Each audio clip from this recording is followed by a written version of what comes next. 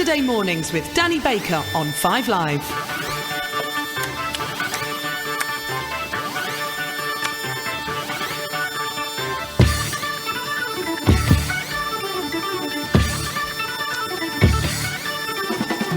Very good morning to you, everybody. That's Louise Pepper on the other side of the table. And here we go, another 2 hours of fun for old and young without the slightest hint of vulgarity. I'm broadcasting for the very first time in a new decade. Oh, yes. Yeah, birthday of the week.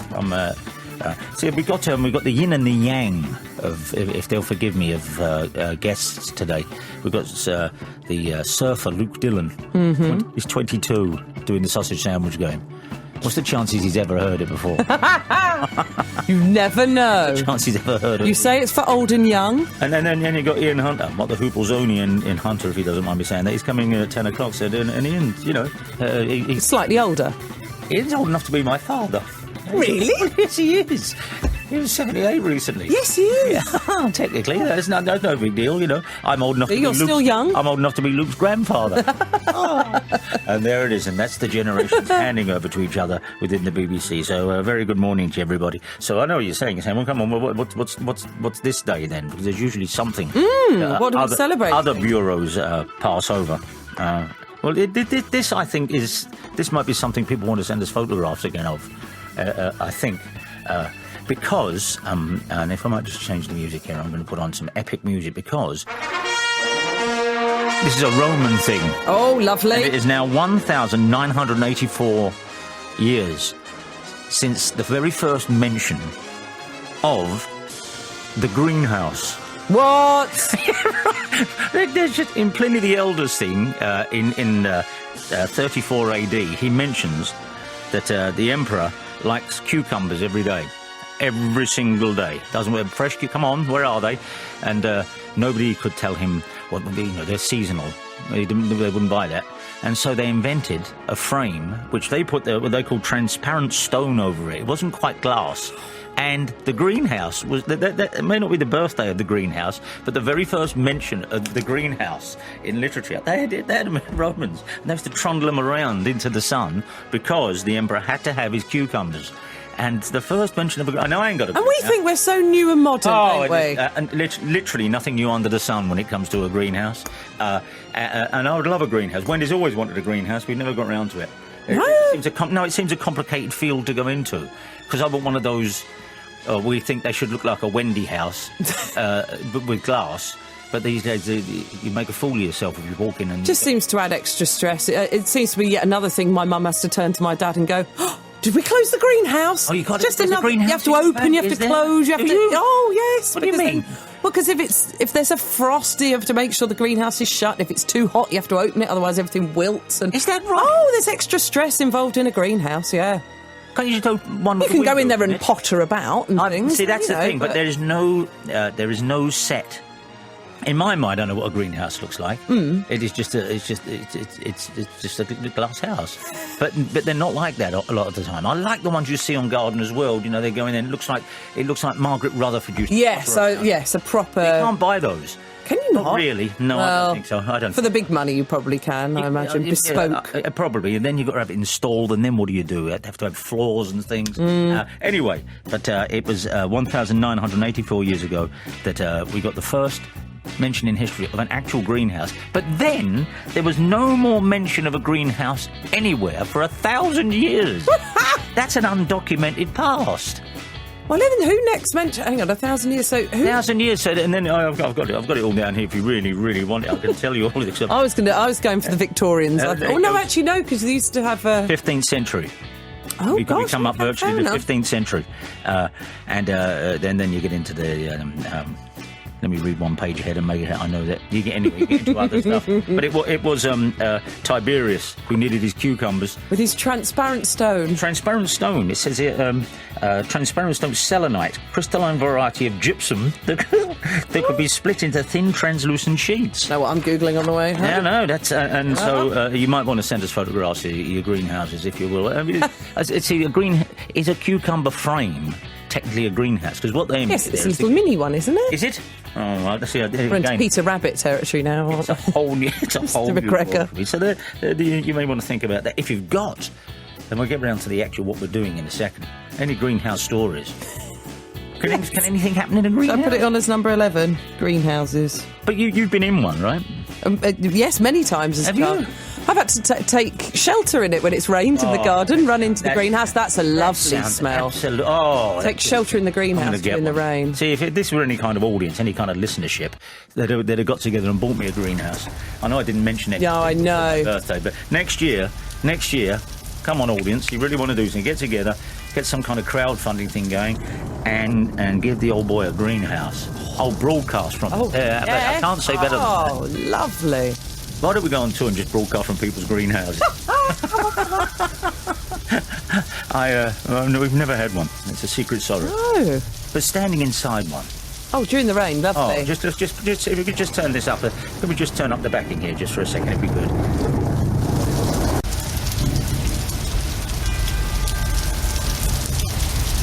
We could do without the mournful church bell. This is the opening of Black Sabbath's album, so it's on there. There's nothing I can do about it. Anyway, happy Greenhouse Day, everybody, because that's what it is.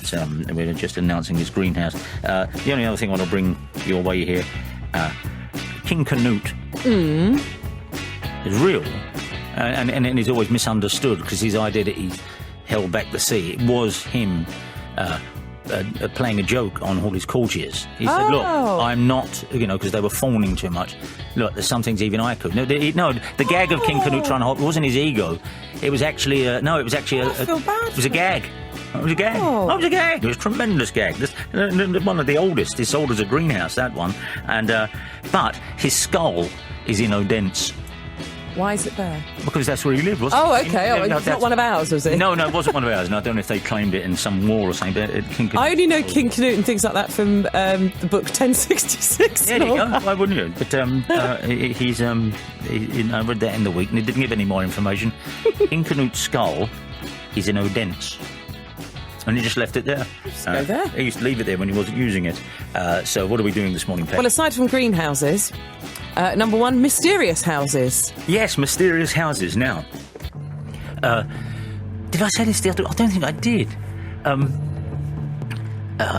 Quite often, we'll start the show properly in a minute. Quite often over the years, when I used to get up and do the breakfast show, particularly nowadays, there would be a group of about 10, maybe 12.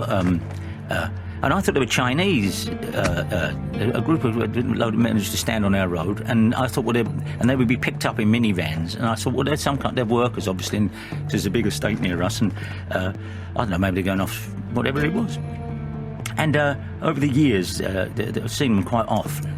And then in the newspapers about a month ago, there was a thing about North Korea have their nuclear headquarters in a London house. And I read this thing, and it named my street. No! And it said, and then there was a photograph of it, and it's virtually across the road. But a lot of people since then have said, do you know what? It is funny you go there sometimes. So these people I used to see picked up were actually North Koreans. And it was I'd never noticed it was extraordinary. They bought this house, and you try and get into it, and apparently they coordinate a lot of their propaganda and their nuclear information from this house across the road. And it was named and photographed. Football over into their garden. I know. Wouldn't get it back, would you? And so you can grow up in areas where there's a mysterious house. No, it won't be as dramatic as that, I'm sure, but it doesn't matter. You have a house around, you always say, see that house there? Something going on in there. What's he building in there? So we're doing mysterious houses, if you like. Number 2, other uses for clothing. Yeah, anything you've got for that. Anything they've got for that. If you lash together sunglasses and made a greenhouse. Has anyone actually made a life belt from their pyjama trousers, as we were all taught to do at school? Oh, yes. Don't be able to That's right. You blew up your pyjamas, didn't you? Has anyone actually been swimming in their pyjamas and seen someone in distress? That's right. I know how to deal with this. I never did it, I must say, because I never did any of these swimming certificates. No, I didn't get it. Badges, we don't need no stinking badges. But yes, that's right. I don't think anyone would have done that. No. Number 3, things... I know the wonderful comedian Susan Calman the other week said she had to, her bins in this weather, they failed to be picked up, and she had to go and sort them out because they were given, as you can imagine, in this weather, and she had to go out and deal with them. And she put a bra around her face as a mask. Oh, how clever! Yeah. And she said it works, but she also said she saw the postman, and neither of them mentioned it, and went out to the bin, and that is other use for clothing. Right. My mother has been known to paint the ceiling with a pair of old knickers on her head as a hair prprotector. I've seen that before. Now we're just getting into funny underwear, and it's got to be broader than that. Right, number 3, things that are stuck. Yeah, there's there's a traffic light in Germany. It's been on red for 28 years. No. Yeah, 28 years. 28 years your red light, and anything you've got in your house that's stuck, has been stuck and remains stuck, then I would love to hear from you. Number 4, slinking. Have you ever slunk? This came out last week, didn't it? Somebody said, "Oh no, I slunk away," and I wrote down the words. Look, I wrote it down there. Slunk. It's always a way, isn't it? Very rarely slink into something. Well, when people end stories saying, "Oh, and I slunk out of there," why would you have slunk out of anywhere, please? Number 5. I feel grandmothers are going to come into this. People who are hard to impress. Yeah, you might have the greatest story in the world, but yes, I think you're right. Your grandmothers can do that. Number 6, boring. That's who I met, Nan. Did you ever know Paul McCartney? Oh, yeah. Well, in that group, wasn't he? It's Paul McCartney, Nan. Come on, you're Paul McCartney. All right, yeah, come on. Yeah. Anyway, so I said to your mother the other day, that sort of thing, yeah. Number 6, boring items with interesting histories. Yep. Anything you've got for that? You say, look, it looks like an ordinary bottle of Quink ink. Quink. But let me tell you, that was previously owned by Alice Cooper. So it's mundane things that have a backstory. Number 7, gate crashing and mooching. Yeah, it's quite simple. I know people who do that. Past wedding receptions and walk in. I know people who have done that. Walk past a hall where a wedding reception is going. I said, go and get a sandwich and a beer. Oh, no. And they get a sandwich and a beer. Yeah, we'll hear about it. I wouldn't enjoy it. I'd be too terrified of being caught. I couldn't. But you wouldn't be, would you? I mean, no, a wedding. We didn't. I've been to a wedding in donkey's years. People don't have them. But they don't. I've been to a wedding in 20-odd years. What? Not been to a wedding. Oh, I should have invited you to mine. Well, no, I tell you, teletext Alex. I went to his. Oh, yes, I was there, yes. Yeah, okay. Number 8, odd superstitions. Yeah. Well, I've spoken about my old man's before now. He had to hold his collar if he saw an ambulance till he saw a 4-legged animal. Oh. Yeah, if an ambulance went by, he'd hold his collar until he saw a dog, and then he could release it. I've never heard of that. Anyone He also else. said to me once, the street light went out as we passed it. It went out. Oh no. I said, what? He said, no, never watch a light go out. He said, it means a death in the family. And that's a terrible thing to tell a 6-year-old kid. I always thought it to this day, and I promise you, to this day, I promise you, every time I turn a light off, I turn it back on again, and turn away as I turn it off. He told me that when I was 6. You watch a street light go out, means a death in the family. Now you've all got it, but that's what he told me. Number 9, what have you climbed up? Yeah, no, that's just have fun with it. What have you ever climbed up? Number 10, inadvertent vandalism. And very quickly, we have to go for a rugby update. Dom Busby, what's the latest lines? Fantastic. I don't suspect anyone who has already decimated everyone's listening to that. I'd have thought, is it on one of our digital networks? BBC haven't got it. We've got it in Welsh on Radio Cymru. Well, there you go. So we don't have that. I told you, the only spot the BBC still has the rights to is the merry-go-round horses thing in Mary Poppins. We can show that as many times as you like. When they go off on those fairground horses, we still have the rights to that. Coming right to you, Trevor. What you got over there, perhaps? This is from Chris in Sheffield. The show the week before last week, this week, as he has entitled it. Good. Danny, just catching up on the election special. Oh, it was broadcast. You had the subject, you think you've lived before. Oh, yeah. Well, not me, but my son Hugh. He was probably 2, knocking on 3 at the time. We were sat knees on seats on the London Underground, our faces pressed to the windows, looking at the tunnel flash by, when, without any build-up or even looking at me, he said, "Before I was a baby, I built all this." He had no... Lord, I'll let that sink in. If you saw that as a line in a film... This is... if you said it in an adult tone as well. Before I was a baby, I built all this. And then never said another word. No. Say it again, like the dog that said Dave. Before I was a baby, I built all this. Wow. He had no further details to offer, but as a railway civil engineer, I'll proudly tell anyone who'll listen. Extraordinary. That's the kind of story we're after. Here's Trevor. Hey, Trevor. Good morning, Danny. How are you? Good as gold, Trevor. This is from last week's show, and all the doors remain open. We're just trying to stagger through to 11 o'clock. So anything, don't take any of the menu. Want to ring us up? That's what we're here for. And Trevor's got last week's, and this is a worthless pop memorabilia, my friend. What have you got? Well, it's about 4 weeks ago in May. It was my birthday, and I happened to be in Russia with my brother's band. What do you mean in Russia with your brother's band? Well, it just happened like that. My brother is Ken Hensley. He was the co-founder of Uriah Heep. No, you don't have to tell me who Ken Hensley is. Proud words on a dusty shelf. You're talking to me now. Ken Hensley. Now, a lot of people out there may be saying, well, who's Ken Hensley? Yes. Let me tell you, well, you should be ashamed of yourself. I apologise, Trevor. Man, Ken Hensley's your brother. I'm afraid... No, I'm not afraid he is. Yes, he is. Fantastic. Well, bravo and congratulations. Thank you. I wish I had Gypsy here just to push it through, but... what a great song. Man alive. What a great song. What a great song. But it gets a little better, Danny, because I was better than that. I was there with my brother. His band was doing a gig, and the special guest at the gig was Alice Cooper. Oh! This is getting better and better. This is my late birthday present for me, this call. Yeah. There you go. When was your birthday? Thursday. Oh, a happy birthday for Thursday. It's 22nd of June. You should have checked local press for street parties in your area, by the way. But I will do it next year. So you're already, swanking. You've got Ken Hensley in your blood, and then Alice Cooper's turns up. So what is the memorabilia you got?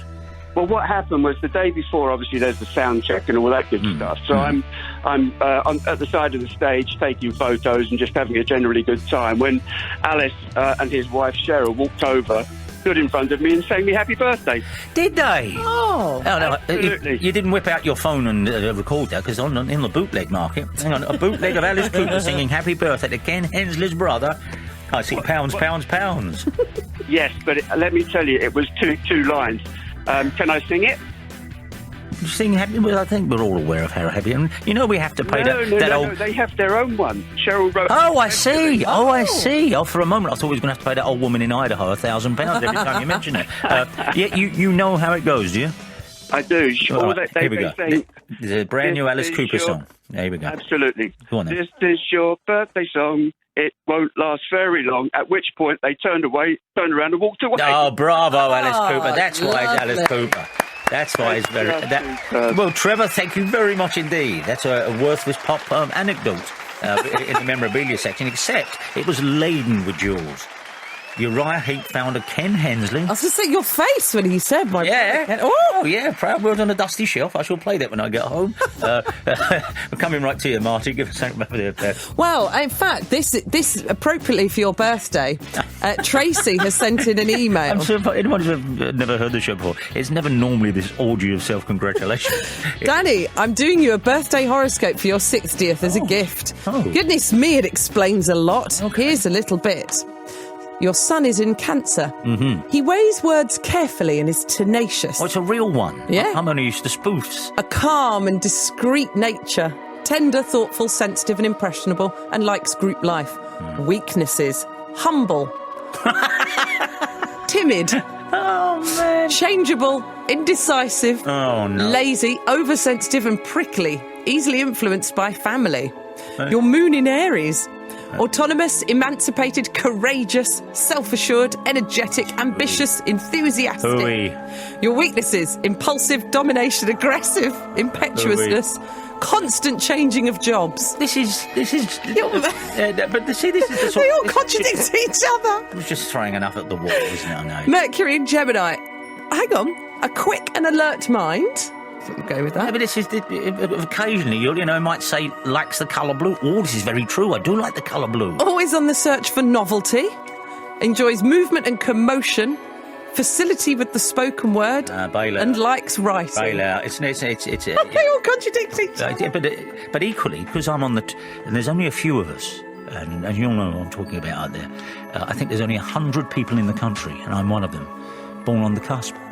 Oh. Some have me in Gemini. Some have me in Cancer.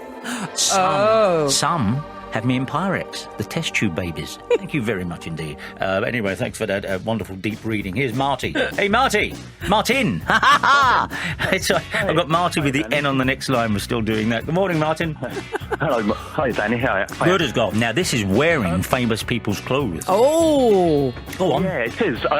Yes, I work as an extra, and a few years ago I was doing the Muppets film, Muppets Most Wanted. Yeah. What were you in that? How might we spot you in it? Well, I was a gulag prisoner. Oh! Which, yeah, I know. How many days' work? How many days' work did you get out of it? I did about 4 days, I think. Did 4 or you? 5 days on that. Not bad. Yeah, it was a nice little gig. Yeah, I'll bet. But, so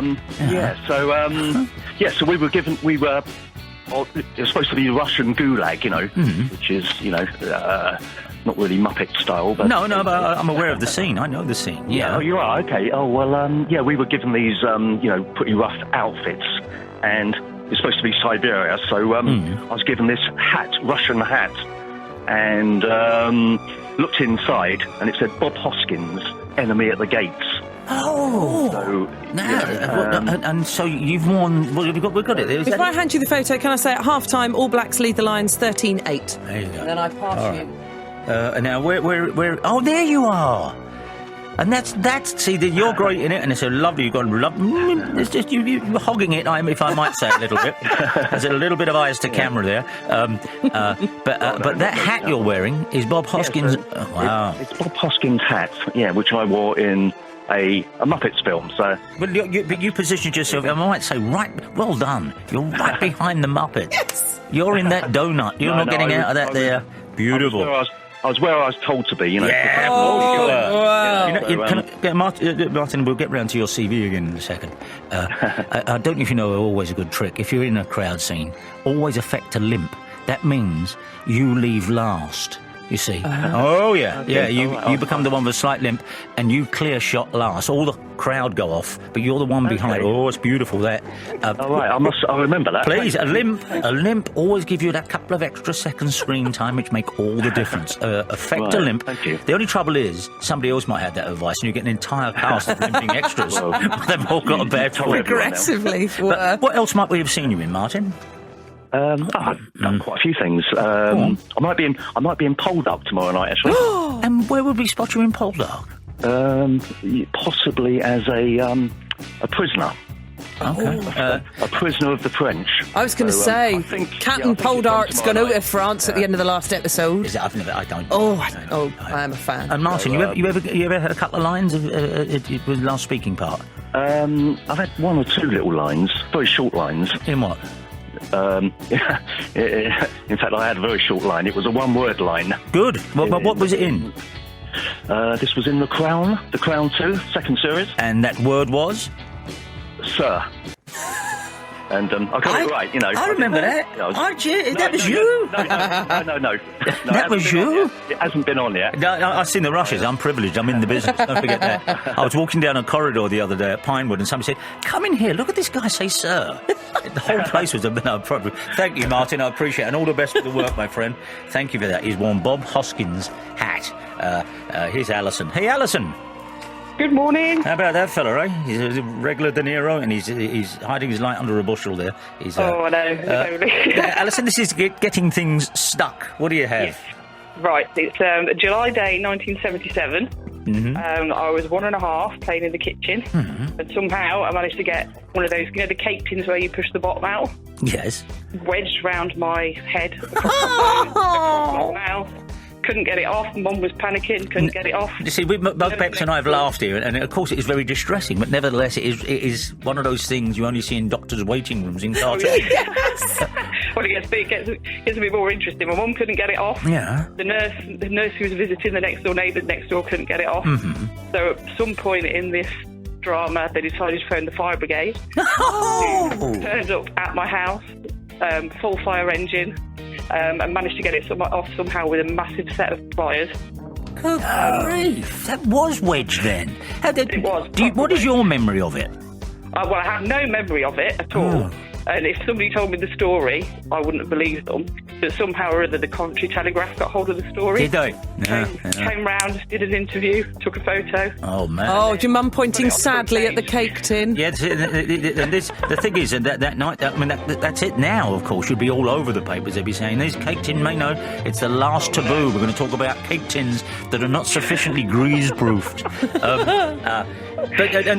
You don't feel any hangover from it. You don't have the urge these days, whenever you see a cake tin, to relive the experience. No, I don't bake that often. Well, bless you. No wonder. Thank you very much indeed. That's a tremendous story of a firebreak being called because the young Alison got her head caught in a cake tin. We took both Bonnie and Sonny to hospital with beads up their nose. Oh, yeah, that's a classic. Yeah, I wait that. Well, anyway, the show's underway and we'll be right back. Saturday mornings with Danny Baker on 5 Live. Home of Danny Baker's sausage sandwich game. Will it be red sauce, brown sauce, or no sauce at all?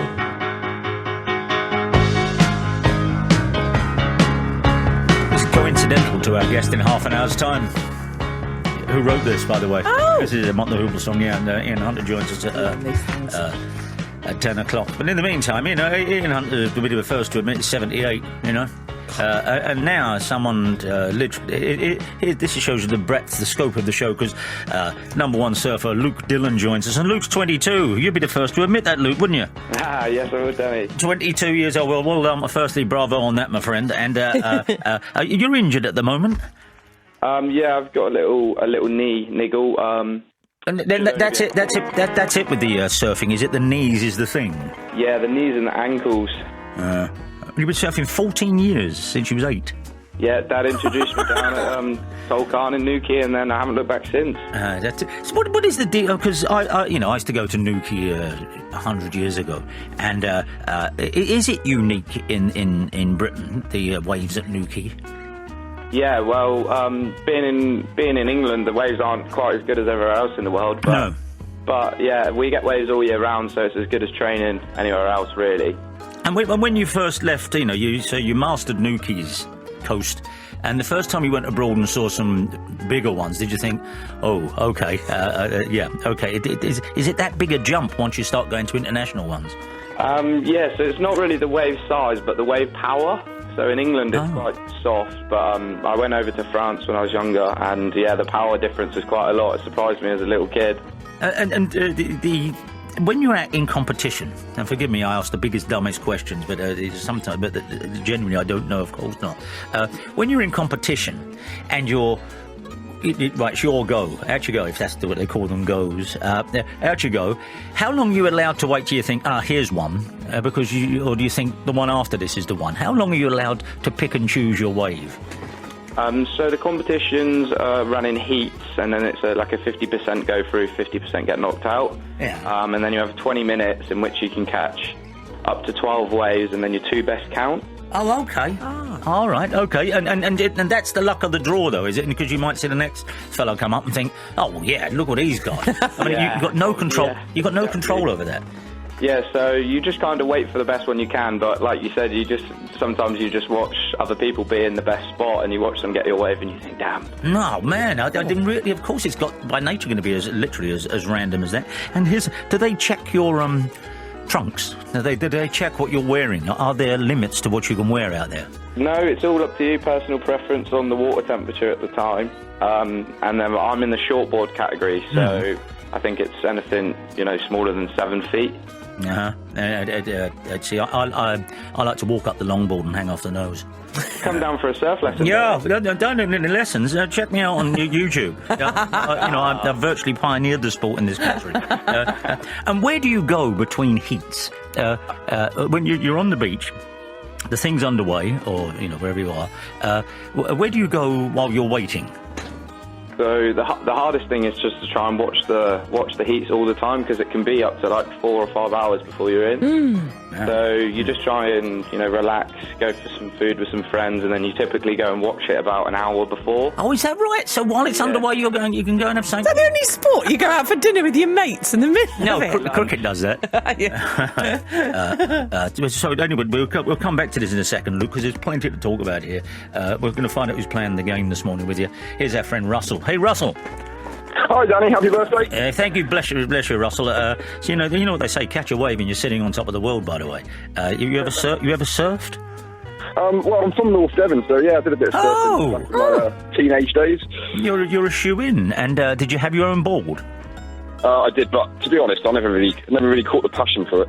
So. No, look at that. I mean, Luke travels all over the world. It was all a bit cold. Can I ask what you do for a living, Russell?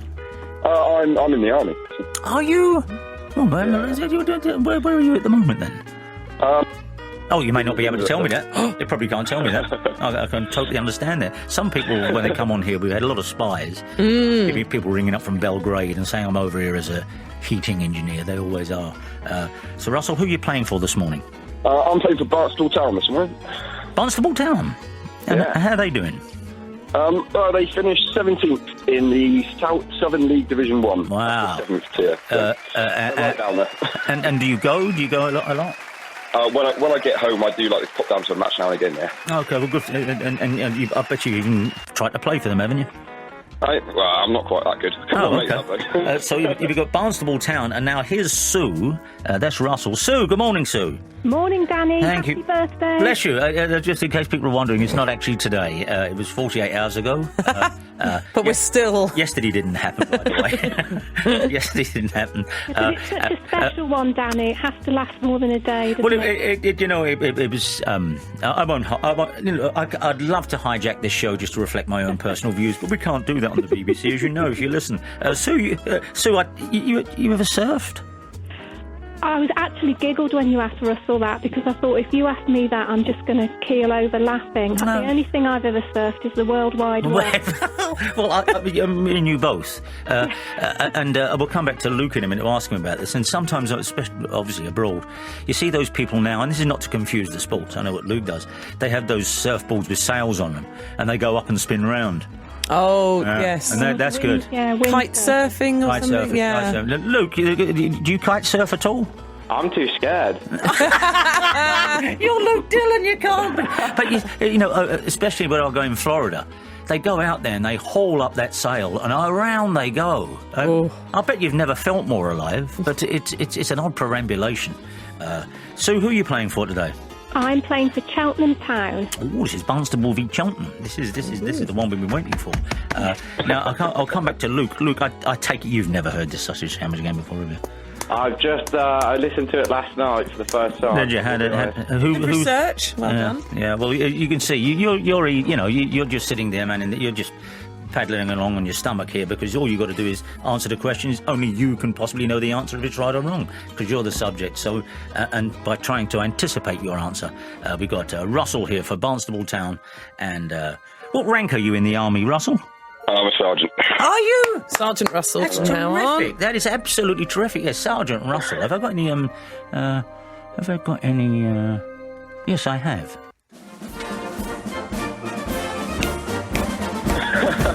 A little of this. A little of this.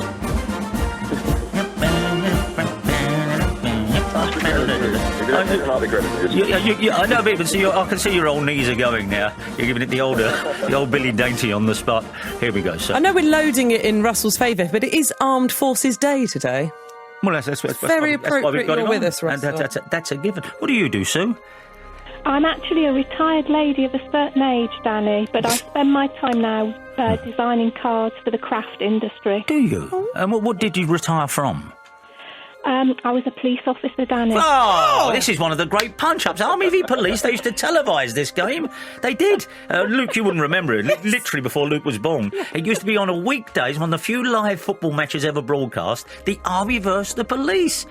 Oh, there was no technique there. It was all brute force and ignorance. It was tremendous. We're going to go to Don Busby for an update on the rugby. OK, we'll be right back.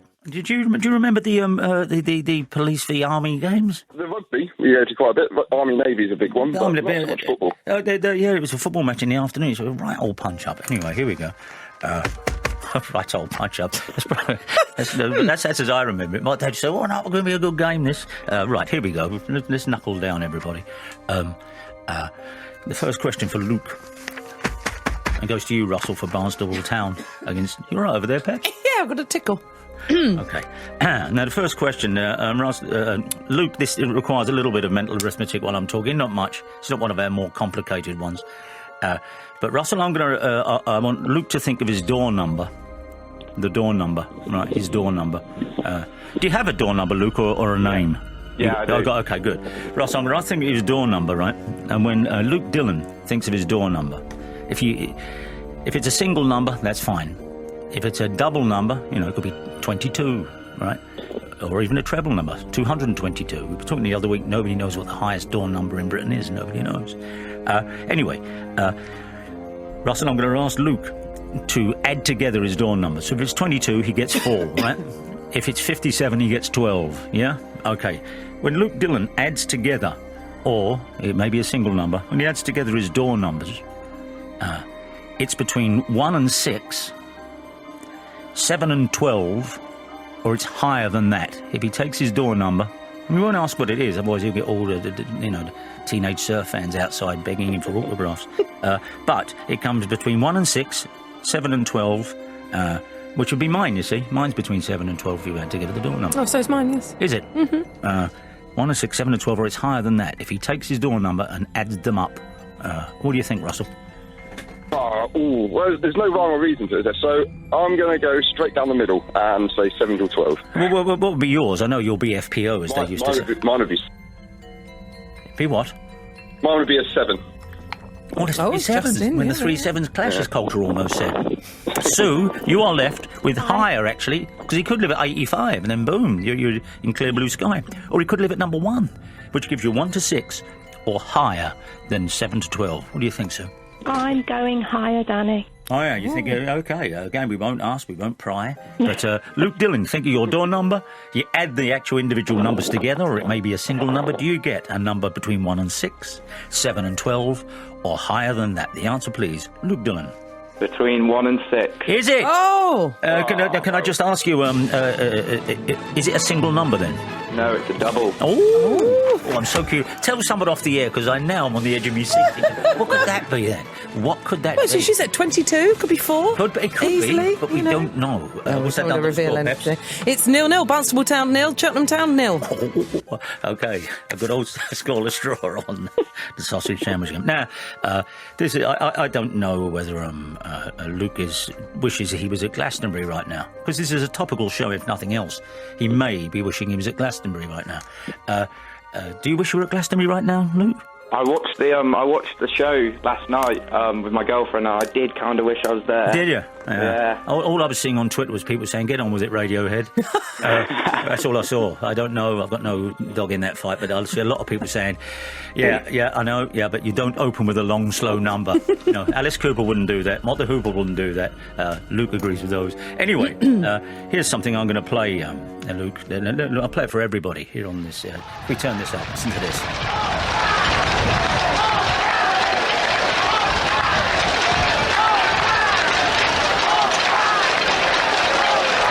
Now, as you instantly know, this is the crowd at Woodstock, which is very much the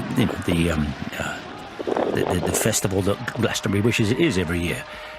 And this is the famous rain chant, because the Santana were due on, and it was raining, and the crowd themselves came up with an improvised chant, no rain, no, and this is the rain chant. Listen, if you turn this up, this is the rain chant from the crowd at Woodstock.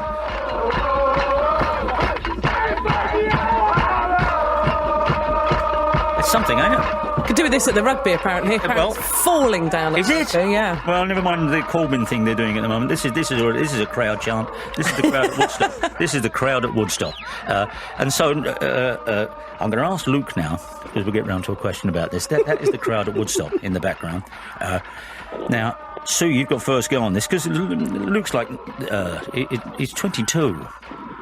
Now I'm going to ask him about Woodstock. I don't think he's all over Woodstock.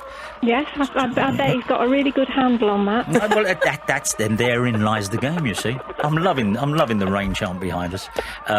So, Sue, I'm going to ask Luke when Woodstock took place, and he's going to answer one of these 3 categories. Was it between 1965 and 1966, 1967 to 1968, or 1969 to 1970? He can take 65 to 66, It was on either 67 or 68 or 69 or 70. And if you know the answer, Sue, don't. What do you think he's going to say? And it's not a right or wrong. It's just the first thought occurs to him if he thinks about it. So, what do you think? I think he's going to go with the last one that you said. 69 to 70, you think? Yeah. Okay. Russell, you're left with Luke.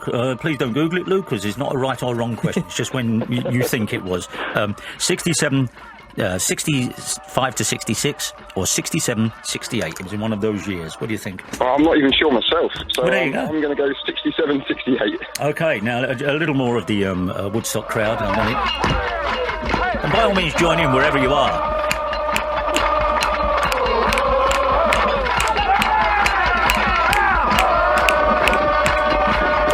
Probably the least played track on the Woodstock treble album, by the way, but I love it. There's 11 minutes of this, and I'm happy one of these weeks just to open with this. Next time it rains... Oh, a kazoo! Yeah, kazoos and everything. Jimi Hendrix. It goes into Santana after this. But, anyway, so back. Luke, I'm sorry about all this, Luke. I know you've got to catch a wave somewhere. But, so Woodstock, Luke, 65 to 66, 67 to 68, 69 to 70, and without just your gut reaction when I first asked the question, which one of those? 65 to 66, 67 to 68, 69 to 70, the Great Woodstock Festival. The answer, please, Luke Dillon. I would have gone straight down the middle with 67, 68. Yeah, is that right? Okay, so what has that done to the score then, Pep? Well, Russell guessed right, so it's Barnstable Town 1, Cheltenham Town 0. But Sue can tell us exactly when it was. It was 1969. Yes, it was. Oh, there we go. August Bank Holiday, 1969. Oh, me and you, Sue, would have had a time there, right? Oh, yes, absolutely. Flowers in our hair, I reckon. Have you ever seen the couple? You know the couple on the cover of the Woodstock album? They're still together. It's beautiful. Go on the Wrapped in a sort of blanket, aren't That's right. they? Yeah. And they're still together. Oh. Wonderful thing. So Sue got the answer right, but it wasn't what Nat would have yes, said. So yes. that's what's done to that. And now we come to the question that gave the game its name. I think we're going to go and watch Woodstock. Santana's performance of Woodstock is just...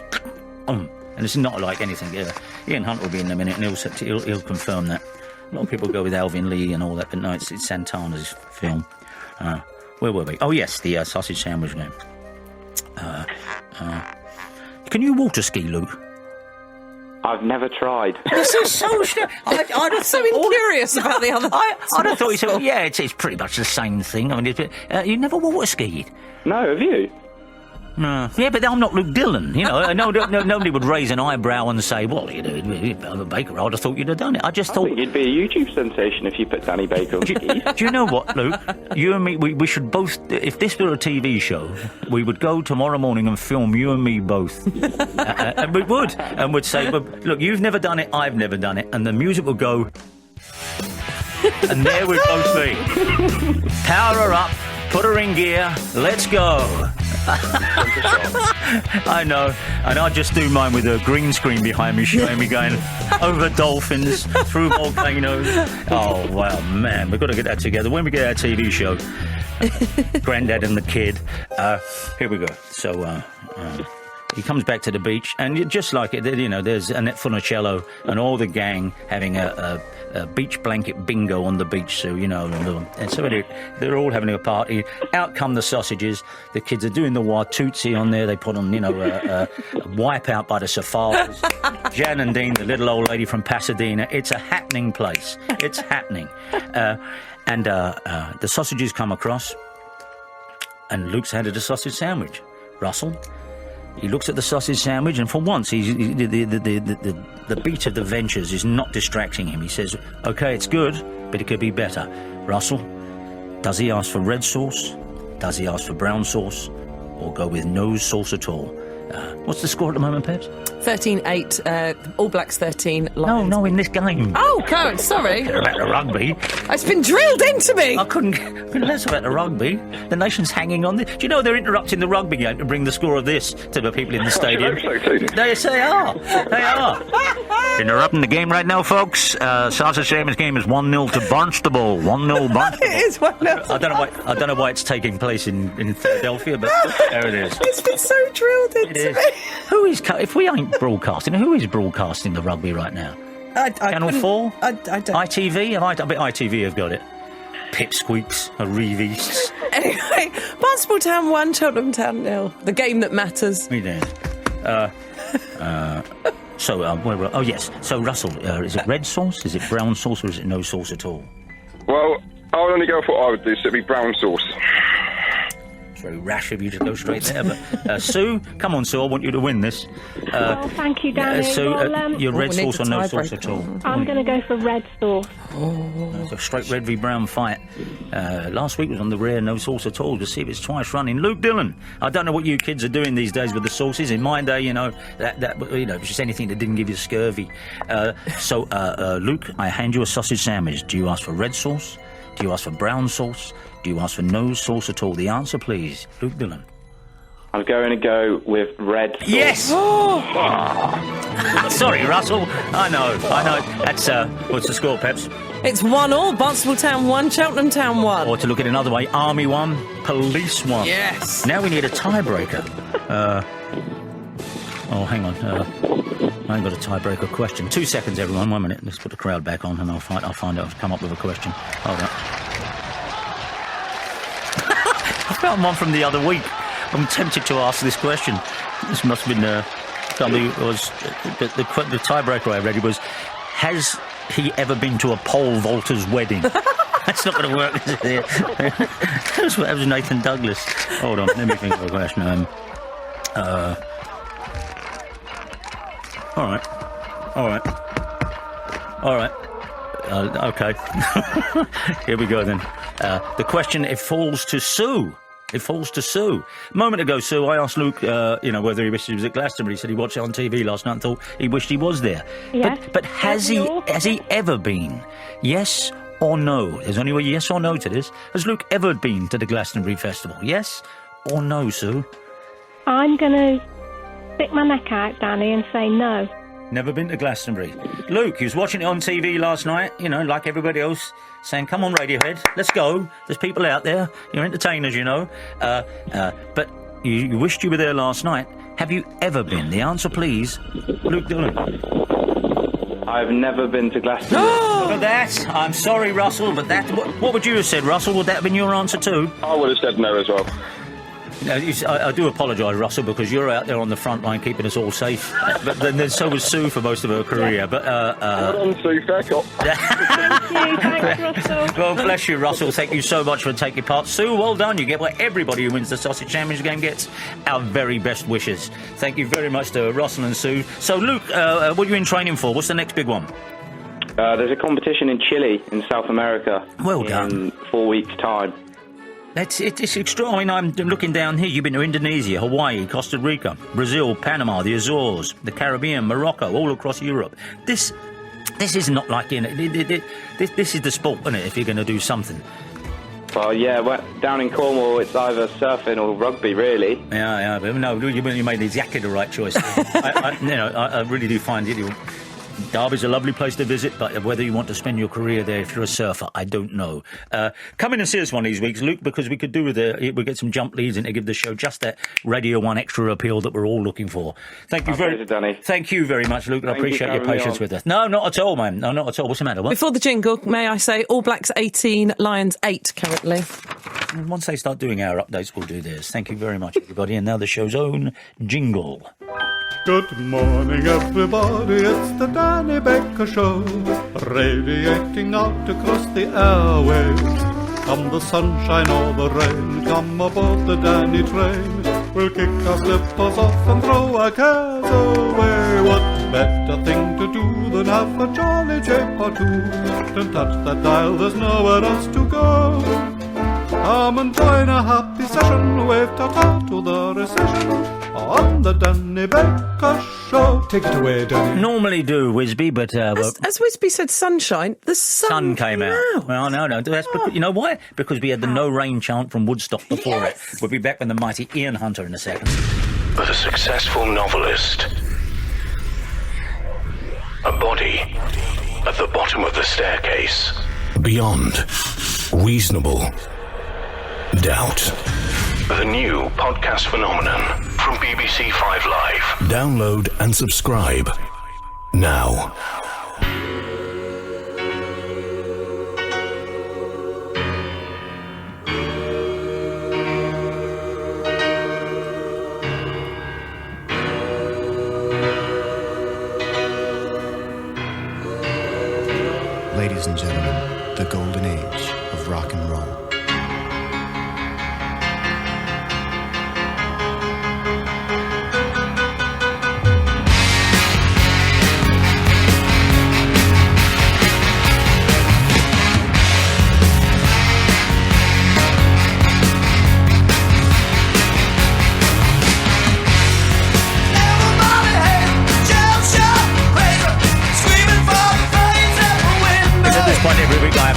everyone. We are a talk station. We are not licensed for dancing, but it's the only. I brought that in myself because that is one of the great openings to our pop record. And Ian Hunter joins us this morning. Good morning, Ian. How are you? Yeah, good as gold. That was during was it 74 Gold Age of rock and roll? Yeah, something like that. You seem to be living the pleasure alone, even though the band was kind of falling apart. During that, and so especially with you had a lot of fun with the backing singers, with the others, and Shalalala, Push Push, and all of that. For people who don't know, you've been a real wild rock band, and then suddenly you were the darlings of Top of the Pops. And now, of course, with a Rent band and all of that. Does that seem that long ago? I mean, or does your career kind of kaleidoscope? It seems like school. Does it? Yeah, seems like school, especially at the Bee, because you'd go there and they'd make your girlfriends dance, or they couldn't come in. And then the bar, you went 3 times before. No, you can't come in. No, you can't come in. Oh, you're coming in. Oh, right. No logic to it whatsoever. No. The notorious BBC bar where I actually went. I did a show with Tony Bennett, believe it or not. Right. And he said, "Can I get a beer?" And I took him up there. No, sorry, we know you are, Mr. Bennett. We know, but we have to have someone because I wasn't a member. Yeah, Tony. Go around the corner, come back, and right, come in. And anyway, we'll get on to the album in a minute. Fingers crossed. But there's also a 30-disc set of your career. Did I read that wrong? No, Stranded in Reality, yeah, I came upon it about halfway through. There's a guy called Campbell Devine. Yeah. He's a fan, and a major fan, and he sounds like it. He put it together, so it's kind of neat from that point of view. It's not like the label. And what is it? It's a 30-disc retrospective. Starting where? Me. Starting when I started after Mott, you know. What was your very first recordings? Were they Mott? Was there anything before that? No. Well, yeah. what might they be? Oh, I don't know. There's a couple of singers. A mate of mine, Miller Anderson, and I recorded with a guy called Freddie Fingers Lee, who was... Yeah. He'd been piano player with Screaming Lord Sutch. Excuse me, but every time a musician's been through here, certainly, whether it was Tim Rice and who was... Paul Nicholas last week. Sutch, it seems to be this kind of font that everyone at some time went through. Well, Nicholas played for him. He was after Fred. Yeah. After Fred. Oh, I see. Yeah, Fred fell off the Liverpool Empire. He fell off the stage with a piano. Right? Not with the piano. Well, you know, the old stages used to slant. Yeah. And somebody forgot to put the things in, so Fred went off the stage and the grand piano went off after him. Sutch looks down in the orchestra pit and says, "Ring the papers." And then he was in Osbill, you know, Fred, and that's when Paul Nicholas got the gig. Yeah. My God, it shows you the rock and roll world is all connected. So what is your? You kind of looked away and said, "Well, there's a couple of recordings." I didn't know there were. There was a couple of singles there. Yeah, I can't remember much about them. I remember "I Can't Drive," I think was one with Fred. And then he had the B-side of that was "Working on the Railroad, Working in the USA." Yeah. Which was written in about 5 minutes. And Tom Jones recorded it. And Fred got like 30 grand, yeah. Well, because I didn't realise, and no, we're leaping around the career, I didn't realise, and no inference, well done, Barry Manilow had done one of yours. I didn't know that. Yeah. Do you get a lot of covers? I think there's a guy in France does them, and there's about 300 altogether. Yeah. And the Manilow thing, that was top 10, over there, not here. Well done. Yeah. And does it follow then that a Brinks Mac truck turned up and tipped a load of money into your swimming pool? Yeah.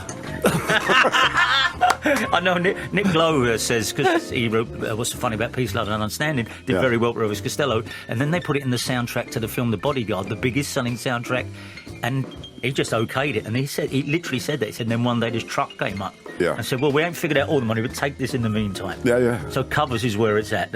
Anyway, there's a lovely track on the...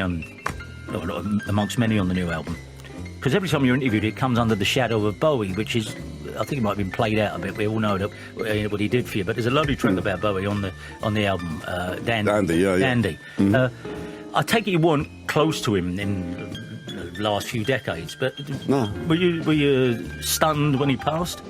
I was, yeah. And I was writing a song called Lady. Oh, all right. And it just sort of changed into Dandy over the next couple of days, you know. Yeah. And that's how that came about. Do you have many friends in rock music? You've always seemed to me a band that never really had peers, or did you have a lot of old friends in the game? Geographically speaking, I don't live here near anybody. No. That's got a lot to do with it. Where do you live now? I live in Connecticut. Yeah. But even coming to Britain, does that feel like childhood as well? Yeah. It's not the same as it was, but... When did you leave? I mean... 75. Was it 75? Man, Ian, I didn't know it was as long as that. Yeah. It was about 10, 15 years. Wow. Well, what happened was, I had a couple of hits, and the cheque came in the mail, and at that time it was, I think, 89% I was supposed to give back. Yeah.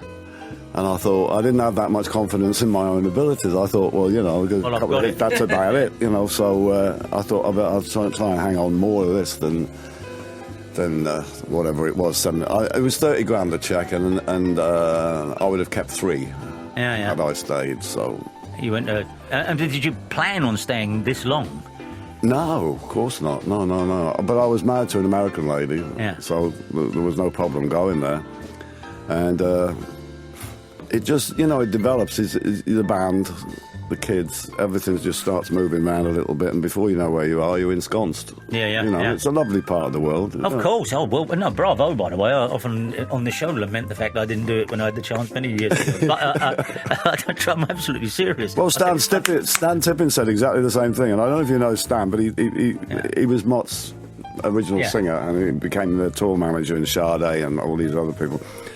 And Stan's the most patriotic Englishman there is, but it's like, I wish I'd have done what you did. Yeah, as my wife is probably listening to knows, if I'd have met an American first, boom, I'd have been out there. Still holds true. If Jennifer Aniston rings me up, I'm gone. I'm gone. Did you? Is this just a apocryphal story that you actually used to go to Butlins and enter talent contests there? Did you? We did, yeah. That's how I met. There was a band called the Apex in Northampton, Colin York, Colin Bloom, and I heard guitars going at Butlins, which was the biggest legal brothel in Britain at the time, and banged on the door, and I said, I play guitar too, and the next thing you know, we win the talent competition, and we go back at the end of the season, because Rivali's, all the winners, Rivali, Titbits, all those. Remember? Wow, Rivali, So they were full of gorgeous ladies, and then we all got flu, and they shut the camp down, and nobody was allowed to say anything because of Butlins, the logo. It's a completely different operation these days, I would like to underline, but and so you used to go I played it last year or the year before. Yeah, it's Did you? Totally different now, from a playing point of view. Yeah, it was good. And just again, I'm going to play that track Dandy if we could. I've got actually Dandy here. This is and it's literally Bowie references every other line on it, which and most people will pick up and place. Here we go. This is Dandy from the new album, and it's certainly got that mid-70s Mott swagger in the styling of it as well. Yeah, it's weird. It's full on. Yeah, it is. It's sort of, you either like it or you don't. Here we go. Something is happening, Mr. Jones. My brother says you're better than the Beatles or the Stones.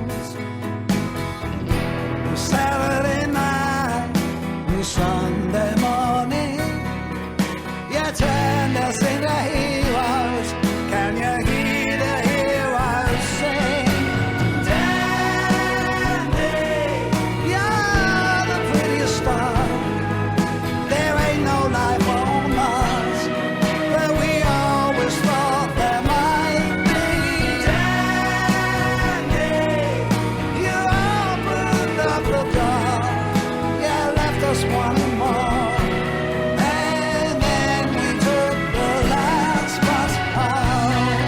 Beautiful moment, and I've got to say the pipes are holding out there. Is that it's from your? Better than ever.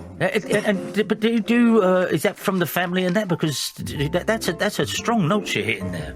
I don't know. I stopped smoking about 18 months ago. Maybe that'll do it. That'll do. Why do you get 75 and stop smoking? That'll do it. But every night we're doing a lot of work at the moment. Yeah, I know. It holds up great. I can't believe it. I really can't. And that's pure luck, do you think? It's pure luck, yeah. I've invented a secret solution to singing, And there's a way of doing it where you're only really going at about 75%, so you save more. Yeah. You can do more in a row, kind of thing, you know. Yeah. And because to say that wasn't always the way I was getting when you was Oh no, flat out, blood everywhere. You know. What you got there, Pep? What's that? We have an update from the rugby. Don Busby, what's going on? Very much indeed, my friend. Were you ever sporty, Ian? Sporty? Yeah. Well, the choice was in those days either football or music. Yeah. Yeah, so I'm glad I chose music because it would have been a little arthritic by now. But, I know one or two teams that still have you. But did you actually play though? I played and I was rubbish. Yeah. Well, I was a huge fan of Shrewsbury Town and Northampton. Were you? Town, yeah. Were you? I saw that game in Northampton where Georgie Best scored 6. Were you there? I was there, and the Northampton team lined up and clapped him off. Yes, I know. It was great. Extraordinary, yeah. It's half a dozen goals, and they clapped him off. How about that, Peps? Talk about a different era. And it's still, you know, now with the advent of, like, media all over the place, I can see all the games, you know. Yeah. So you say that your workload now is the same as it ever was, sorry, so it's such an obvious question. Do you sort of think, no, if I stop, I'm done, that's it? Is there an element in it, or is it just you've got no choice? I have no choice, really. It's what I'm for. Yeah. You know, I think if you get a passion, if you're lucky enough to get a passion, and I've messed about with it over the years, but, you know, like after Mick died, Mick Ronson, it sort of sobered me right up. It's like, oh. Really? Yeah. You know, you've been given this little gift, and it's rude not to. And it's something I was saying the other week, that, even though these, well, we still think, say, the 70s rockers, a fearful rate were going, you got, well, Chuck Berry went recently, but Jerry Lee Lewis is still with us, Fats Domino still with us, Little Richard still with us. That first wave of, maybe because there wasn't such pharmaceuticals, who knows? But they certainly did their booze enough. But they are still with us. Extraordinary. Yeah, I was at Sun not long ago, Sun Records, and Jerry was playing that day in Memphis. No. Never turned up, of course. It's a question. Have you ever played drunk? Drunk? Yeah. Every night of my life. Did you? I thought you must. Oh, there was just one. You don't think I can go on the face that straight? God almighty. No. Oh, I see. Okay, I didn't know whether it was artifice. On the rider, there's 2 bottles of Maui every night, you know. Yeah. And I jealously guard it, but the band kind of sneak it out. And, gotcha, So I don't do it all or anything like that. But yeah, I like to be a little bit juiced when I go on. You know? Oh, okay. Do you know that a night's early in the morning, and you know this is not a. Well, yeah, I'm doing again. It's so refreshing because people say, well, you can't do that. You know, what I like to do is wait till afterwards and have a glass of red wine. Oh no, you okay? No. Nice and alight by the time you hit the. In first fact, note. I'll probably forget half the lyrics if I went on sober. But I don't use any of that stuff, you know, the teleprompters and all that, because to me that doesn't make any. How can you feel a song if you're reading? I know people who read the chord changes, the lyrics, the keys. You know, it's not just the words they're looking at. Yeah. I was like, well, if you got to that stage, you might as well pack it up. You know? Yeah. I know people just say, well, it's a safety net. I never look at it, but it just. Oh, you do, because it's hypnotic. I did it on. I was at Carnegie Hall and doing a Stones thing. And I couldn't remember the lyrics to 19th Nervous Breakdown, so it's all there, and I'm... Yeah, okay. Yeah, it's like you can't take your eyes off it, just in case you mess up. So also, I should imagine, especially if it's not one of your own songs, you'd look at that and think, I didn't know that was the words. Yeah. I've never sung that. Well, if you actually stop and listen, actually stop and think about the song, like Picasso, for instance, which is a song about Ronson, that would do you in. You would get too emotional with it. So you really have to just do it. I was sort of playing in the week Marionette, the song Marionette, was an extraordinary, in every sense, an extraordinary song. There, it is bizarre, angular, it rocks, it stops, it's theatrical. Just for my own interest, what's the story of a song like that? When you say the nerve, you know, I'm the nerve. Is there anything? Is it broadcastable? What is that? Was a great aerial bender. Oh right, okay. The nerve. Anyone who knows that song, and I always thought, what was that song about? Was it about feeling like a puppet in the pop industry? Yeah, it was. I remember David Essex had a movie out at the time. Yeah, Stardust. Same sort. Yeah. Well, if you looked at the movie, that was really. I did mine before Stardust, but he said it better in the movie, you know. Paul Nicholas again, of course, was in that. Sorry? Paul Nicholas was in that again. He's in Stardust. More than likely, he was in a lot of stuff. And how about in the books here? Because often I tell people, you know, whenever I say, well, the best book ever written about being in a rock band, or indeed the mundanities and their day-to-day business, is Diary of a Rock and Roll Star. Is there another book to come from it, you think? Well, that one's coming again. I just did a deal with Omni. To re-release it? Yeah, they're putting it out next year for 5 years. Anyone who's never read it, it is the most extraordinary, because it was out of step with the idea of what rock music was then, and anything, the mythologising and all the, you know, there's certainly the glam stuff. This gave you, listen, let me tell you what it's actually like. Extraordinary book. Books where, like, I got strung out, I went into rehab, I came back, 27 birds a week, you know, like... It's more interesting than that. It really is. Because it isn't. Because it's all about getting your laundry done, and it's making sure the house is secured. Who's looking after the dog while we're on tour. I just did Milton Keynes, the stables, right? 91 degrees, no AC, just as hot outside as it was in. It's a 2-hour show. Yeah. So it's so glamorous, isn't it? Well, as I say, anyone who's never read that, get on top of that when it comes in. When you packed in the group, and I say it was a short, it burned, even though Mott, you know, and people say all the early albums on Ireland versus the what we call the pop albums and stuff. Yeah. Yet you've got back together a couple of times since then. Yeah. Did you pack it in too soon? No. I'd had enough. I was in hospital with it, you know. Yeah. Because when Mick Ralphs left to go with Badco, that left me doing everything, songwriting. You know, and I was doing all the press, and I was doing all promo and all that kind of thing. And it just got too much, so I wound up a jittering wreck in hospital. No, it was exactly right. Did a little bit on that, because Bowie brought you back, so to speak. Everyone knows you were about to break up, and he gave you all the young dudes. Yeah. And did you really turn down Driving Saturday? Because he said he was so shocked by that, he shaved his eyebrows off. No, there's... You know what I said? Yeah, he did, yeah. No... I had an arrangement for that, right? And then we got back from De Vries, who was, you know, the manager of both of us. Well, he doesn't want you to do it now.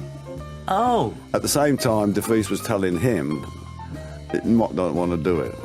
So for the reasons we only know Tony De Vries would have, it didn't get done. But that was... because the legend is that you suddenly said, no, we don't need you anymore. We can do this ourselves. But, well, there was an element of that too, because... But that was an extraordinarily brave decision. You got David Bowie. It was David Bowie even then, and so he gives you this big hit. It may become an albatross. I don't know. And then he turns around and says, "Well, I've got this other one." So, well, what happened to you where you thought, "No, I can do that"? Well, it was the press, basically. The press said, "Oh, yeah, right, fine, you got it, but it's not yours."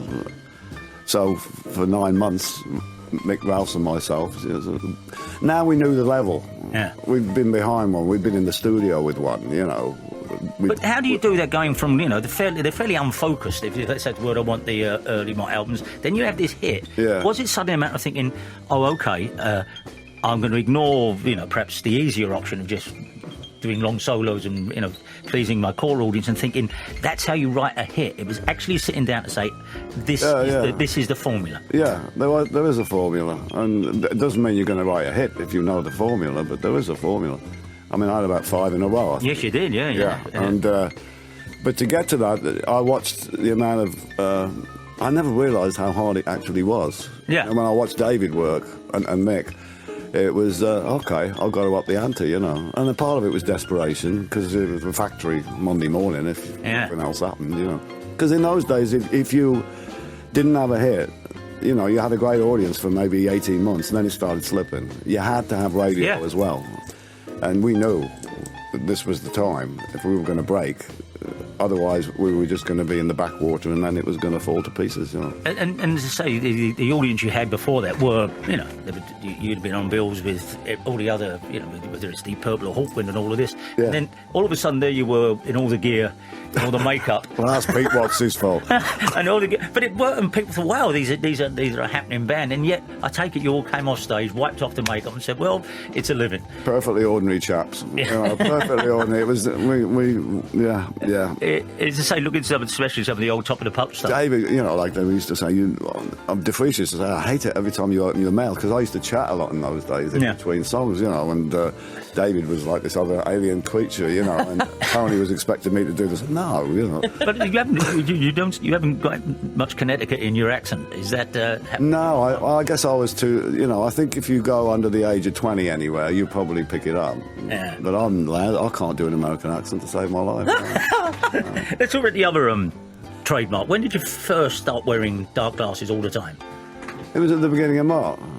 When I auditioned for them, I was overweight and I went in with a corduroy two-piece and it wasn't going down too well, So I put the shades on one day and everybody said, "Oh, look, that looks better." And then I took them off, and it was in Detroit, East Town Theatre. I took them off, and Mick Mouse was going, Stan, he took his glasses off, And then I thought, well, Mick's pretty legit, so if he wants me to wear them, I'll wear them, and it just carried on that way. But I used to squint, And is there a problem like when you go indoors wearing them? Do you ever think it's too dark? No. I've woke up in them, It's just a part, it's just that. It's always been there. Yeah. And let's talk about Fingers Crossed. Yeah. Is it just a bunch of songs that have been, or is there something behind it? What did you want to do with it? No, it's just a bunch of songs. Good for you. See, that's why you can write a great book, because the amount of people that would have thrown that question out would have said, well, the philosophy behind it. No. The philosophy behind it is fear of irrelevance. and you're on the road, say, a lot. You're about to go to the States and stuff. Are the old songs in the act? And if so, what is the oldest song you still got in the act? There's nothing from like Mad Shadows or anything of those, are there? No. The oldest ones would be probably the hits, because I need to concentrate more on the new stuff. There's a lot of new stuff. Yeah, absolutely. And then there's recent solo stuff. And then, you've got the casuals, so then you obviously have to do dudes, a couple of I was going to say that, because I mentioned it could be an albatross, because everyone knows they were going to play it this morning. I thought, well... It's a great albatross. It is an albatross, but it's a great one. I mean, if I'd have been in other bands, maybe it wouldn't have been so much fun, but that's a great song. Yeah, it is. And outside of that, what is this... I mean, Saturday Gigs is a great... peculiar song about the group breaking up and narrating on the band as you go. Is there other song you say, well, you know what, you could play that for us when I come in? Is there another great song with leaving aside the modern catalogue? What's the other one you think that I'd never ever get tired of that? What, from that era? Yeah. We do I Wish It Was Your Mother now and again. That goes down pretty good, Yeah. We've got to go to the rugby here. Yeah, it's full time at the rugby. Don Busby's there.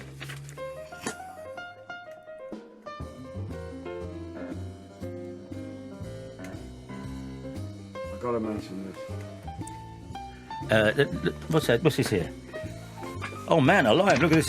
Hot off the press. This has been Rip and Read, 28th of June, Student Central University of London. I'd never shy away from that, Ian, because it's always unlikely we'd have got together this morning without the microphones here, isn't it?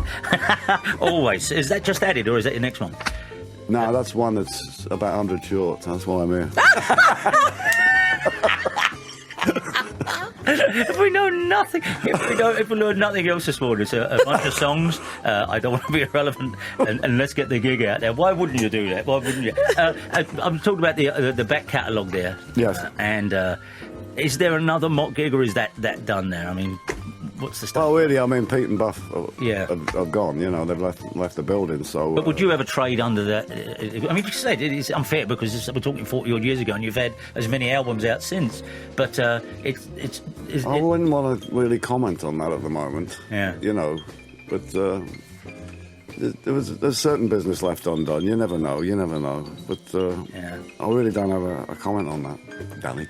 Well, would you do you still have any of the clothes? Do I have any of the costumes? Do you have any of the anything? No, and if I did, no. It's just that I'm just trying to freshen the act up. Well, we moved around a bit. We moved around. Stuff left the building. You don't have. Do you wish you had any of it? No. No. It was great when we came down off it. Yeah. But I found, but the thing with high heels, or whatever you want to call them, is your stomach goes in and you look thin. When we came down off it, we felt very small and fat. Oh, yeah, I've got to say, for every lunatic egotist that's walked through rock and roll, and there's one or two of them. There's always you, and no, I mean, with the talent allied to a sense of propulsion, and it's always a pleasure, Ian Hunt, and all the best with Fingers Crossed, which is Ian Hunt and the Rent Men now. But a pleasure to see you again, my friend. Right. Thank you very much indeed. And it's sort of 28th of June at the University of London. Right back. Saturday mornings with Danny Baker on 5 Live. Call 08085 909 693. Text 85058. Email lord.reith@bbc.co.uk. So, the greenhouse, as we know, 1,984 years old, the greenhouse. The first mention of a greenhouse was Tiberius the Emperor, who liked cucumbers every day. So they lashed together the first ever greenhouse, as far as we know.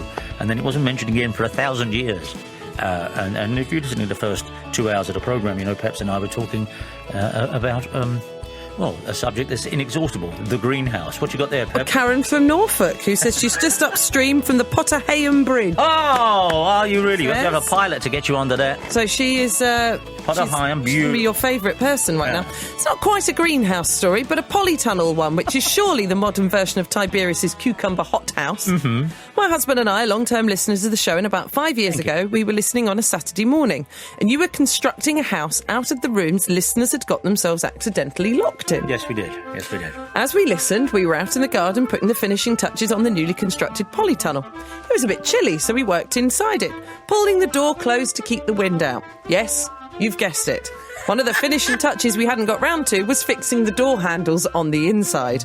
So we laughed along to your stories of hapless listeners getting themselves locked in various rooms, cars, garages, while we were trapped in our polytunnel at the bottom of the garden. Had we a phone with us, we would have called in with a live story, but we didn't. And so, not wanting to cut our way out of a pristine new polytunnel, we had to wait some hours for one of our sleeping teenagers to rise, notice the absence of parents, and come to rescue us from our plight. Wow, I mean, I wouldn't have thought, it's not a greenhouse, you just say, but surely you can't get locked in a... Can you get locked? Well, she said she didn't want to just cut it open. Would you reduce? I suppose it used to be like those reducing machines you used to see in sketches when people were... They're not crawling at floor level. No, but... Did you see when you drive through Spain, those big... Oh, I see. Even so. Now I'm thinking about reducing machines. They used to be very popular in sketches. I know most of my life is trying to identify... Oh, those things that... that belt around, they were always in sketches, you're right. And inevitably they're around Norman Wisdom's head. Yes. But there used to be a machine, like a big box, and the head used to stick out of it.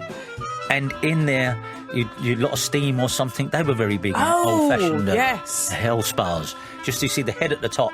It's with the little towel around. That's it. Yeah. And accidentally somebody would turn it up too high, and when the person left, they had an emaciated little body with a great big head. We're coming right to you. We'll come to you now, Paul. Hey, Paul. Hi, good morning, chap and chapette. Thank you very much indeed. Now, this is ancillary purposes, uses for clothing. Other than being worn, what other uses are there for clothes? What do you have, my friend? Well, they were worn, but not by me or who they were meant for. So I'll take you back not as far as Tiberius, but about 30 years to the village I grew up in just outside of Durham. Okay. And if you can picture like an old Colliery Street back lane, I was being taught how to ride a bike without stabilisers, which of course is a great rite of passage for a 7-year-old. It is, and it's one I never passed, by the way, Paul. Really? No, I'm not. Don't suggest for us. Before the greenhouse. No, I didn't. I never learned how to ride a bike till I was about 19. No. Yeah, I went all over the place. I'd have been, talking to the surfer earlier. But Paul, you say this rite of passage, but it's one that I blanch at because I never actually rode a bike as a kid. Never. So there. Anyway, you're doing that. What happened? Yes, and one side is my mum and dad, the other side is my granddad, and our dog, who is a 1-year-old Newfoundland.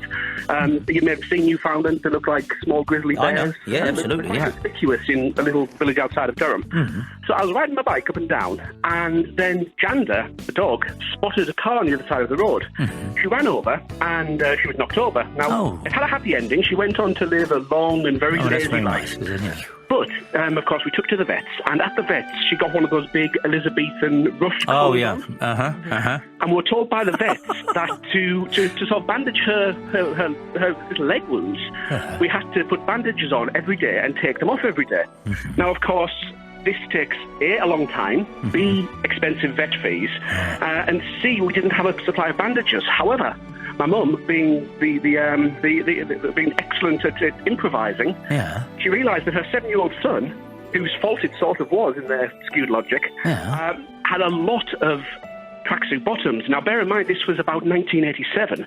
So the tracksuit bottoms ranged from neon orange to day-glow yellow to lime green. So she fashioned little doggy tracksuit bottoms out of them. And I've just asked her this morning, and apparently she actually did cut a hole out for the tail. Oh, how lovely! Animals in trousers is always would cheer you up. Any animal in trousers. I've seen. The debate would never work out. If you put a dog in trousers, does it wear 4 trousers? Or does it wear No, it's 2 trousers. It's absurd. Otherwise, it becomes like a suit. I know. If you're going to put a dog in trousers, I can answer in this case that Gander wore 4 legs and often 4 completely different colours. So she did look like some sort of 80s pop act. Leg warmers. I'd love to. There must be photographic evidence of this. Man alive, you put a tea towel on a dog's back, you take about 20 photos. There's got to be photos of this. I shall tweet it to you. Bless you. I'd really appreciate it if you would. I'd love to see that. I've seen, thank you, Paul. I've seen, I don't know, you think I'm being psychedelic, and I'm not. And by the way, I know a lot of people saying, well, that you shouldn't put clothes on animals. Well, this was necessary, wasn't it? And unlike, I saw a giraffe wearing a pair of shorts once with a hole cut for the tail. No. Yeah. And they fitted. They weren't loose. They fitted, not like cycle shorts, but I don't know why it was happening. That's the thing. Where were you? No, I saw a photograph of it. Oh, okay. Why? Maybe it was...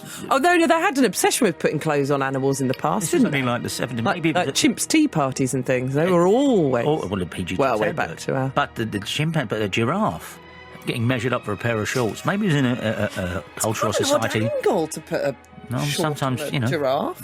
Sometimes people like to cover things up. And maybe that's what it was. Oh. I do remember seeing this photograph, and they were like khaki. And a giraffe. Have a look on the internet. It must be on there. I was going to say giraffe in shorts. A pair of shorts. Coming to you, Helen. What you got over there? Well, last week's show this week, we talked about unusual forms of ID. You had to proffer your shoes to a bank manager to prove that you wanted your money. Jamie in Nottingham. When I worked in a bank, a woman came in to open a new account, and I asked her to come back with proof of address.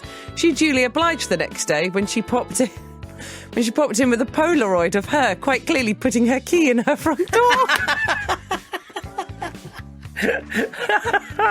That's lovely. My mate Reg used to do that. When people asked for, when we were younger, just asked about immigration, he used to produce a photograph of himself. He did it on purpose. Say, that's me. Here's Helen. Hey, Helen. Oh, thank you for being there, Helen. And now we're back to the always pressing subject of greenhouses again. Good morning, Helen. Good morning. I'm speaking to you from outside the Palm House at Kew Gardens. Are you? At top of the shop? A large greenhouse built in 1844. Now, I don't want to be... we'll get on to why Helen's there and what we can learn about this in a second. But surely the biggest greenhouse of all was the Crystal Palace, the original Crystal Palace that sadly burned down in 1936. Yes, my mum cycled over to watch it burn down. Did she? But it was... I never got to... But this one in Kew Gardens, how comes you're there? Are you visiting or do you work there? No, I'm visiting. I visit most Saturdays if I can. Do you? Oh, how nice. And for those of us who don't know the Kew Gardens route, what would be the main attraction there? What's the Pirates of the Caribbean of the Kew Gardens? Well, I guess probably the Palm House that I'm looking at the moment. Yeah. But I love all of it. It's got something for everyone. The rose garden is looking spectacular as I look at it at the moment. Beautiful, my friend. And see, the thing is, sometimes I go into those, and I don't think it's true of where you are, but you go into those the large places like that, and there are butterflies flying around in there. I'm not keen on butterflies. Oh! I'm not keen on them. There is that. So, Helen, how long do you stay in Kew Gardens when you go every Saturday? I got here at 8 o'clock because I can get in early as a member, and I probably go home about lunchtime. And do you have 2 or 3 hours? Do you have a greenhouse yourself? No, I live in a flat. Oh. Well, It is your garden, then? This is my garden, absolutely. Beautiful, my friend. Do they object if you get a trowel out and start working on it? I think I might get thrown out there. That is in the members' handbook. Thank you very much indeed, Alan. Because you have those little tiny greenhouses. Little tiny ones. I've seen those. They'd be a lot of fun if you lived in a flat. Maybe get together and get on one of those. Coming to you, Hayley. What you got over there, Peps? Mark, boring things with interesting histories. Okay. I work for an office furniture showroom on the ground floor of a building in central London.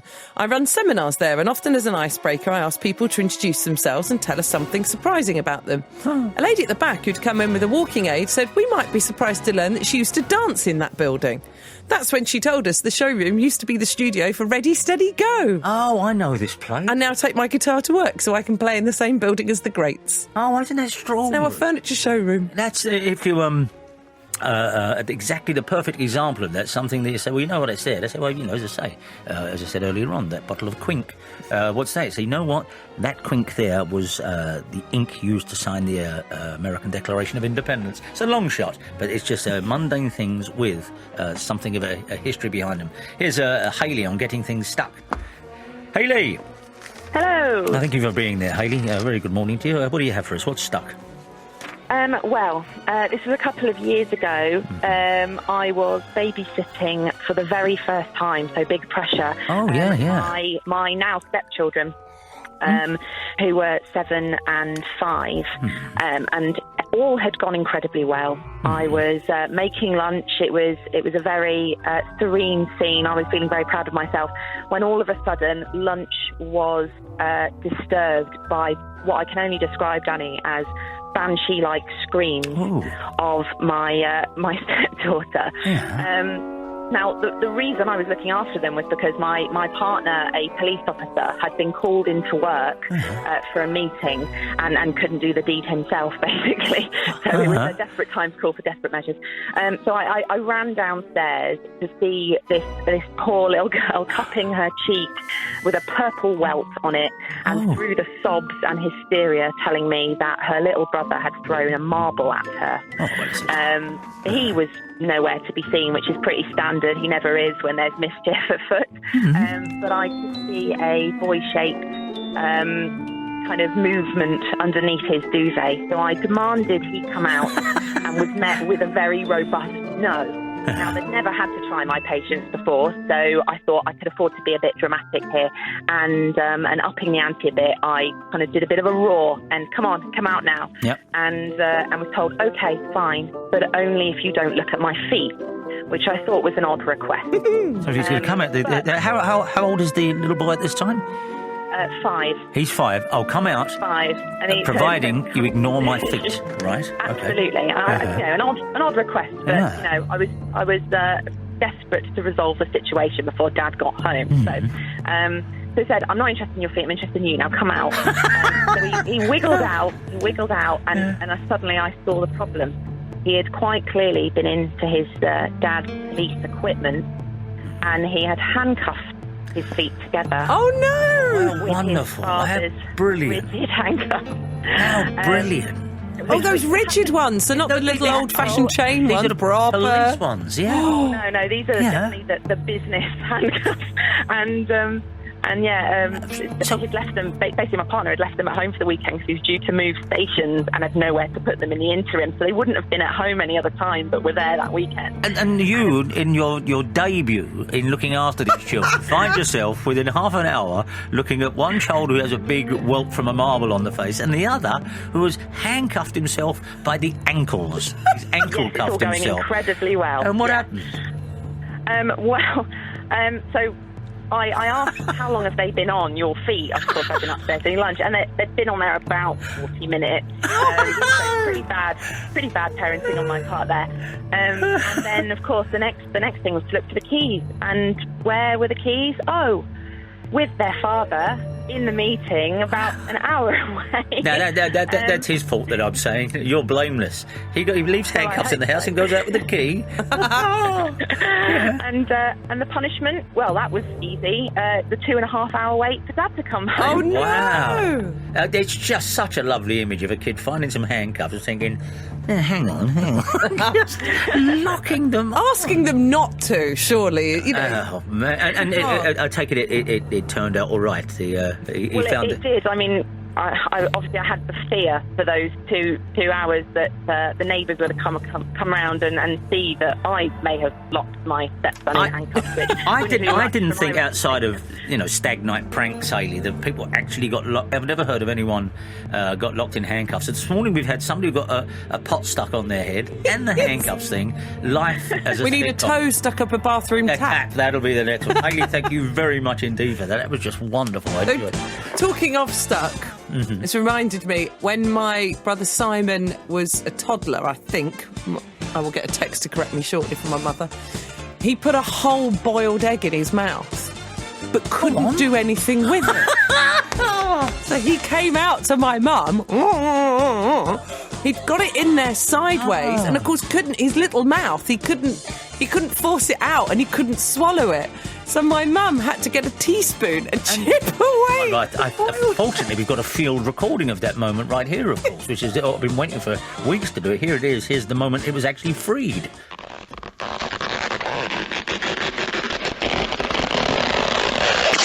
And it's out, and we can breathe again. Mining away at a small boiled egg. I did it. I resolved it myself, but I did have a gobstopper once when gobstopper. Oh, I too frightened. I haven't seen a gobstopper for that reason. I haven't seen a gobstopper for ages. Oh, I was terrified of gobstoppers for that reason. I haven't seen a gobstopper for ages.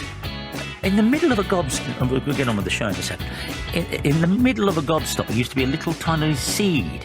Do you know that? Yes, you used to get them in aniseed balls as well, didn't you? At the centre, a little tiny seed at the centre. You very rarely made it. Was it actually aniseed? Was it actually aniseed? See, if this was any kind of audience, we'd have somebody who says, I work in a gobstopper factory, because there must be such a thing. And do they form it around that seed? Does it form naturally, like the pearl in an oyster? That would be lovely. These were very much council estate oysters.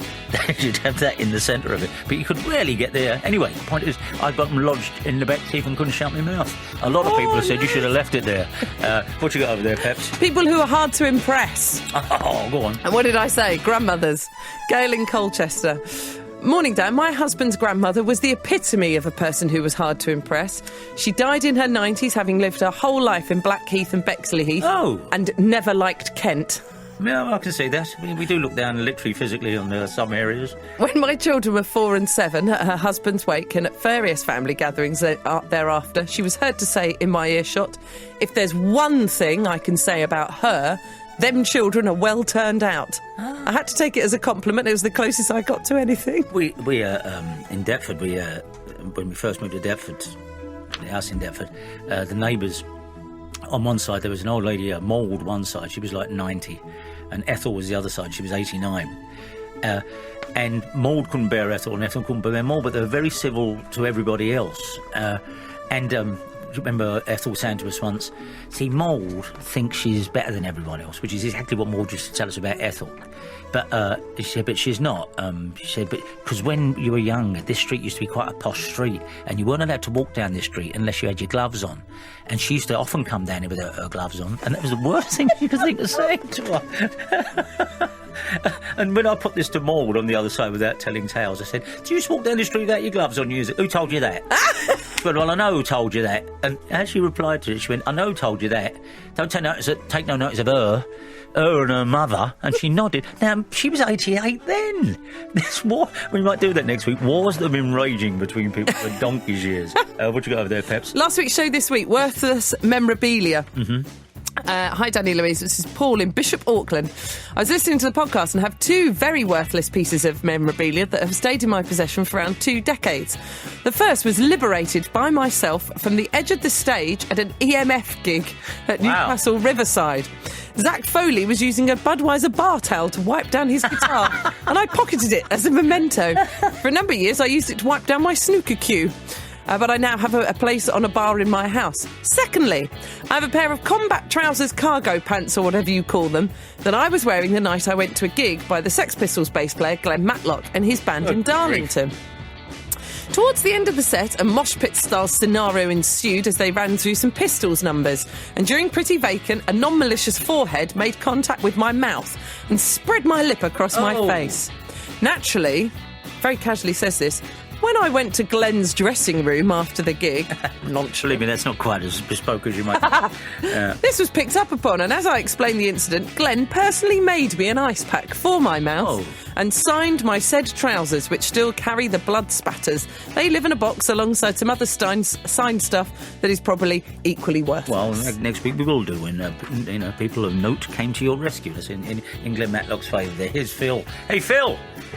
Good morning. Thank you for being there, Phil. We've had literally comic turns with the things that get stuck. It's all started because there's a traffic light in Germany, Phil, that's been on red for 28 years. And for some reason, it's never been mended. The amount of cars that must stop there and then think, that awful decision. Oh. Anyway, then we had somebody who had a pot stuck on their head. Somebody's been stuck in the greenhouse. And as we just heard, the handcuffs on the ankles. What have you got for us, Phil? Well, when I was a very, very small boy, I must have been less than 5, my mother, you probably remember, people used to have dried peas which you'd soak overnight and you'd have them, the following day. I was playing with these dried peas and for some reason I decided to stick one at my nostril and pushed up so far, couldn't get it out, and despite the best efforts of my parents and neighbours who tried to shower with pepper to make me sneeze it out, I eventually had to go to A&E locally and had it taken out with a pair of forceps. And do you see, the thing is, they a little bit of snuff, you say, the pepper, because it should make it go like a musket rifle, but it didn't. You didn't get any traction at all out of it. No, I presume I'd say a long time ago, but I think I probably pushed it too far, really. It's revolting, isn't it? No. You see, what happens is, especially if it's a pea, some children are feared to tell their parents, and they leave it there. And I don't know if I'm making this up or imagining it, but Phil, what could have happened to you is, when you get to about 16, some kind of branch starts growing out of your ear. They do. People have had plants. No, people have had plants growing in their heads. No! I believe I'm right in that. Those are the sorts of stories. You learned your lesson, though, Phil, and I bet you didn't do that again for at least 3 weeks. No, it was tinned peas or frozen peas after that. Well, bless you, Phil. And I know people who work in A&E all over the country say, we get 10 a day in. There is yes. There is something about a child and thinks, a marble up the hooter just seems to be... You don't need your Nintendos. They'll make your own entertainment. Some last knockings over there if you got it. Well, I think we're going to finally put to bed the very old bottles of booze. Oh, yes, last week it was that lonesome bottle of booze. The lonesome bottle of booze is from Chris in Hampshire. I give you a 30-year-old bottle of Bacardi, which is 6 years older than my eldest child, and is a reassuring presence on the top shelf of the kitchen cupboard. That looks like a giant bottle of Bacardi. Yes, it is. I'll keep them going on the site if anyone's got any others. We'll do Graham very quickly. Hey, Graham. Morning, Danny. How are you doing, Graham? What is it? It's one of these little cocktail sticks with the umbrellas. Put them up the hooter. Then you can clear out the sinuses. What you got for us, Graham? A handcuff story, just a brief story, Danny. Go on. As a very young police officer, I took my mum shopping in the supermarket, and for a laugh, I handcuffed her to the shopping trolley. No! And then realised that the keys for the handcuffs were back at the station. Is it work of a moment to handcuff people to things? Because that seems very quick work. It was light-hearted. First. Says the cuffer, not the cuffee. How long was she attached to a shopping trolley? She was attached to a shopping trolley in the aisles with people walking past, and me putting my coat, because I was not in uniform, putting my coat over Mum's hands on the shopping trolley. And trying to explain frantically that actually I was being serious and the keys were back at the station. Graham, I'm going to have to lose it there, but the suggestion that occurs to me, you should take a pound coin, put it up her nose, it would have freed the trolley. That usually happens in real life. Thank you very much, of course, to Ian Hunter, Louise Pepper on the other side of the table, but as always, chiefly yourselves. See you again next week. The Danny Baker Show is a Campbell Davison media production for BBC Radio 5 Live.